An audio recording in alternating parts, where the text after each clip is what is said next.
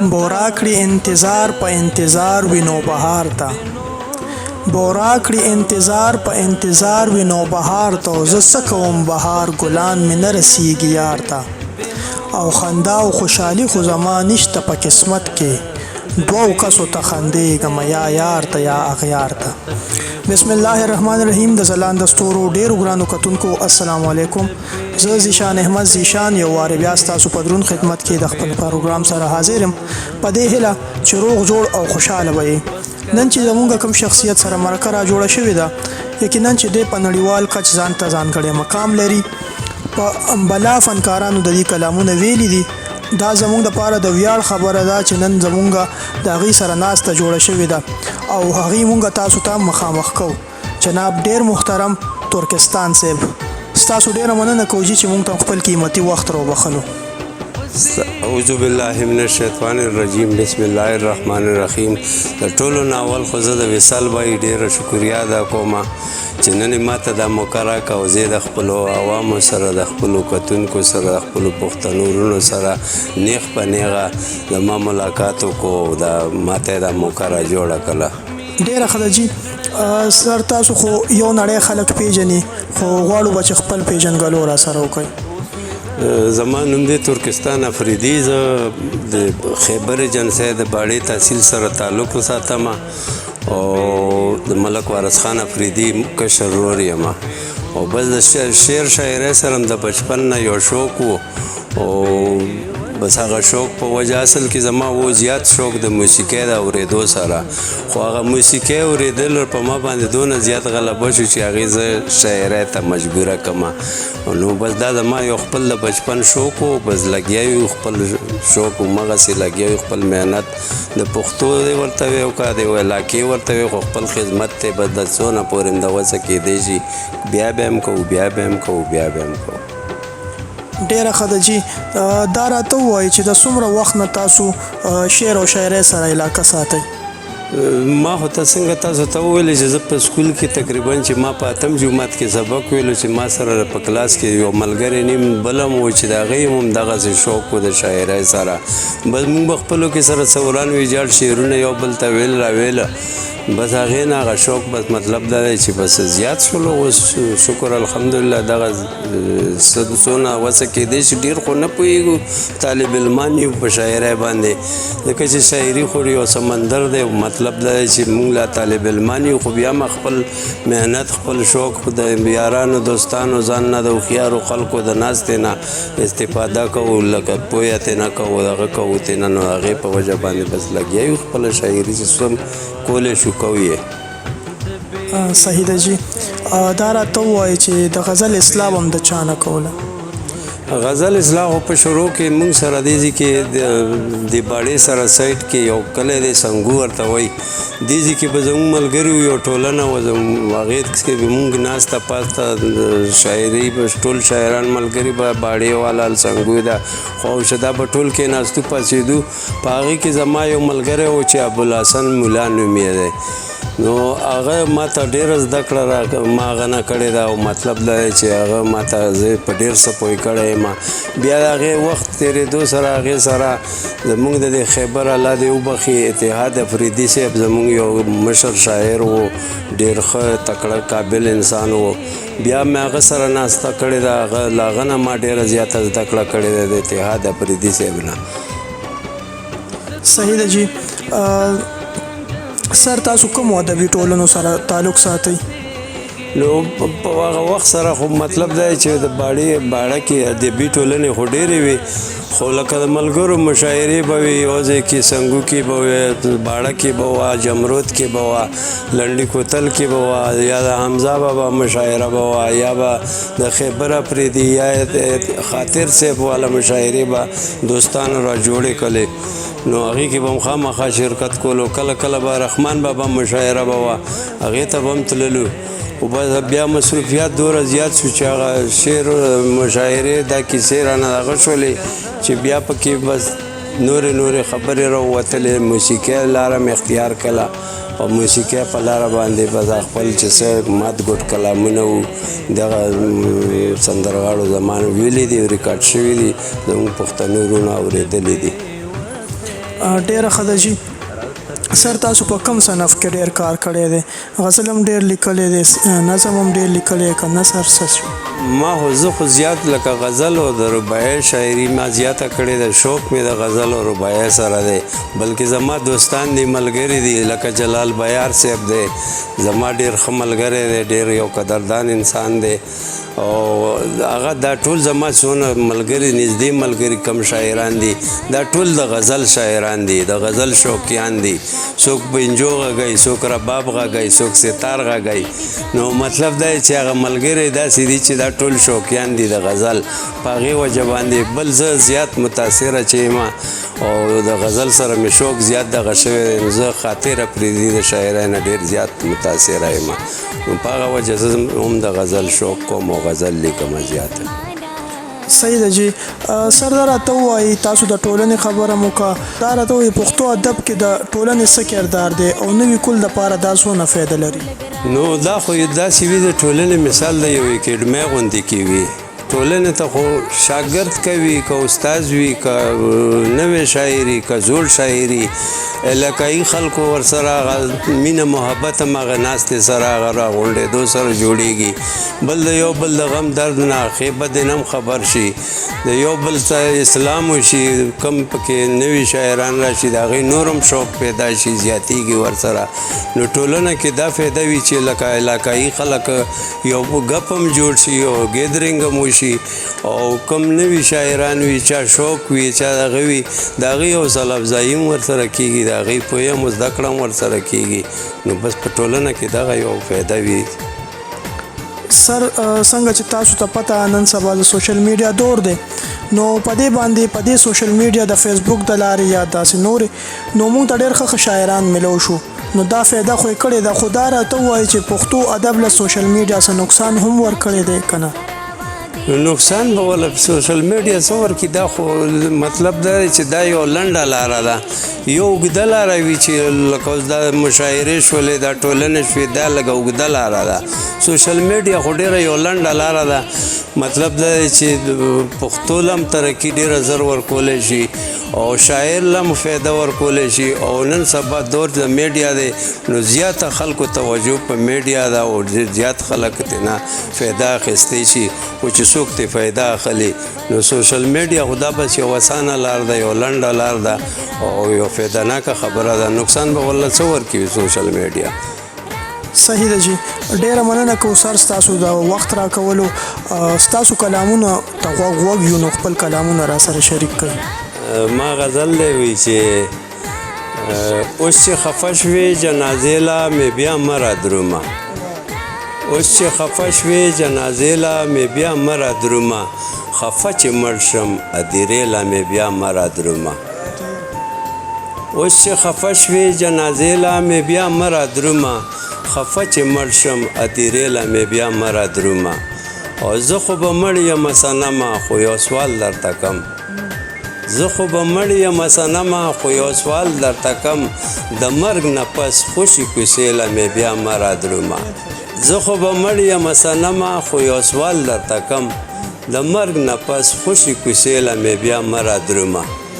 او پتروشه ټنډه چې زمانه په ژوندون تېرېږي، پتروشه ټنډه چې زمانه په ژوندون تېرېږي، د خدای دپاره لاس نیوی له مې بیا مه رادرومه. او ملګري واړه چې راغونډ په ادیره شي زما، ملګري واړه چې راغونډ په ادیره شي زما، بس د دې یو ساعت تماشې له مې بیا مه رادرومه. او غزل مقطع ده وایي چې کفن چې ته د ترکستان په خپله ونه ګنډې، کفن چې ته د ترکستان په خپله ونه ګنډې، خدای دې خوشحال ساته روزې له مې بیا مه رادرومه، کفن چې ته د ترکستان په خپله ونه ګنډې، خدای دې خوشحال ساته روزې له مې بیا مه رادرومه. دا بل یو غزل به ورته ووایم. غزل مطلب دا چې وي چې د لیونتوب نه ګرځومه کاڼي، د لیونتوب نه ګرځومه کاڼي، لکه ماشوم زه لوبومه کاڼي، د لیونتوب نه ګرځومه کاڼي، لکه ماشوم زه لوبومه کاڼي، او د لیونتوب اثر په ما شوی دی د لیونتوب اثر په ما شوی دی ځکه په هر چا ورومه کاڼي او زه د اشنا غوسه په دې سړوم زه د اشنا غوسه په دې سړوم په خپله منځ کې جنګومه کاڼي زه د اشنا غوسه په دې سړوم په خپله منځ کې جنګومه کاڼي او سنګسارېدوله یې راغیستي زما سنګسارېدوله یې راغیستي زما د اشنا لاس کې ښکلومه کاڼي سنګسارېدوله یې راغیستي زما د اشنا لاس کې ښکلومه کاڼي او زه د مړوند په خوب عادت نیمه زه د مړوند په خوب عادت نیمه ځکه د سر لاندې مقدمه کاڼي زه د مړوند په خوب عادت نیمه ځکه د سر لاندې مقدمه کاڼي او چې خوشحالیږي په ویشتو د کاڼو چې خوشحالیږي په ویشتو د کاڼو زه ماشنا لا ټولومه کاڼي چې خوشحالیږي په ویشتو د کاڼو زه ماشنا لا ټولومه کاڼي او جوړ لیونتوب مې زولانو ته لاړو جوړ لیونتوب مې زولانو ته لاړو نور مې د لاسو غورځومه کاڼي جوړ لیونتوب مې زولانو ته لاړو نور مې د لاسو غورځومه کاڼي او د غزل مقطع ده چې وایي چې پټ غوندې یې خواله زما وایي چې پټ غوندې یې خواله زما د ترکستان نه پټومه کاڼي مننه ډېره مننه دا یو بل غزل دی وایي غزل مطلع ده وایي چې زړه تې صبرومه په مزه مزه زړه تې صبرومه په مزه مزه نور یې هېرومه په مزه مزه زړه تې صبرومه په مزه مزه نور یې هېرومه په مزه مزه او یو دم مې خفګان ته مینه نه پرېږدي یو دم مې خفګان ته مینه نه پرېږدي مخ تې ګرځومه په مزه مزه یو دم مې خفګان ته مینه نه پرېږدي مخ تې ګرځومه په مزه مزه او دا کلی مکروش وي خلکو ولیدې دا کلی مکروش وي خلکو ولیدې نور ګلان کرمه په مزه مزه دا کلی مکروش وي خلکو ولیدې نور ګلان کرمه په مزه مزه او ما به یې قدم په قدم تل کېښوو ما به یې قدم په قدم تل کېښوو لار تې بدلومه په مزه مزه او زړه کې یې زخمونه زما پرېښودل زړه کې یې زخمونه زما پرېښودل اوس به یې ګنډمه په مزه مزه او سترګې مې په تا کې دي دا وجه ده سترګې مې په تا کې دي دا وجه ده زهر چې ګوټمه په مزه مزه سترګې مې په تا کې دي دا وجه ده زهر چې ګوټمه په مزه مزه او زه اخیری شعر دی چې زه ترکستان څه به ژوندی پاتې شم زه ترکستان څه به ژوندی پاتې شم ژوند به پې لوټمه په مزه مزه ډېره مننه ډېره مننه دا بل غزل مطلع ده وایي چې ای ځواني مرګو حسرتونو نور زه څه وکړمه ای ځواني مرګو حسرتونو نور زه څه وکړمه د چا د لاسه پر هرونو نور زه څه وکړمه او د خپل منزل په لور مې خپو باندې تڼاکې وشوې د خپل منزل په لور مې خپو باندې تڼاکې وشوې زما بېوسه قدمونو نور زه څه وکړمه او زړه ته مې وایم چې دا د خوشحالۍ اوښکې دي زړه ته مې وایم چې دا د خوشحالۍ اوښکې دي ای بې وریځو بارانونو نور زه څه وکړمه او څومره جرګې او ننواتې چې وې ما پې وکړې څومره جرګې او ننواتې چې وې ما پې وکړې ای خاوره شوو امیدونو نور زه څه وکړمه او څومره جرګې او ننواتې چې وې ما پې وکړې ای خاورې شوو امیدونو نور زه څه وکړمه او یو دوه سلګی مې خوله کې شته دی که په کار وي ستاسو یو دوه سلګی مې خوله کې سته دی که په کار وي ستاسو ای خفه شوو پردو زړونو نور زه څه وکړمه او د غزل مقطع ده چې هغه چې څوک زما نه غواړئ هغه ما نه غواړي هغه چې څوک زما نه غواړئ هغه ما نه غواړي د ترکستان د زړه دردونو نور زه څه وکړمه هغه چې څوک زما نه غواړئ هغه ما نه غواړي هغه چې څوک زما نه غواړئ هغه ما نه غواړي د ترکستان د زړه دردونو نور زه څه وکړمه د چا د لاسه پرهارونو نور زه څه وکړمه ډیر مزیدار ستاسو خبرې هم ډېرې خوندورې وې ستاسو کلامونه ډېره مزه وکړه خو سر نوي کل ته څه پیغام ورکوئ بس نوی کل ته دا پیغام دی چې ښه بدخوار سړی پیژني که ماشوم دی او که لوی دی نن سبا ماشوم هم چې دا د لوی نه ډېر هوښیار دی که نه نو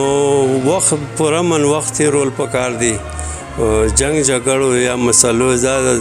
ژوند ډېر چې دی دا ډېر کم دی دا د مینې محبت دپاره هم کم دی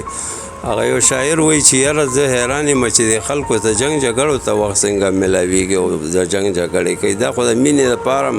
ډېر کم وخت دی نو پکار دی چې ښه وخت پوره من وخت تېر کړو په مینه محبت یې تېر کړو او غټه خبره دا ده چې بس د مور پلار خدمت مور پلار خدمت چې کوم ځای که نه چېرته دې هم څوک بل چېرته زیارت له مزیدار سړي په کور کې زیارت دی خو که څوک پوهېږي بس زما د زلمي کل ته دا هغه دی چې د مور پلار خدمت وکړئ د هغې نه دعاګانې واخلئ په ایمان درته وایم که کله هم بده ورځ څوک وویني چې د چا سره د مور پلار دعا وي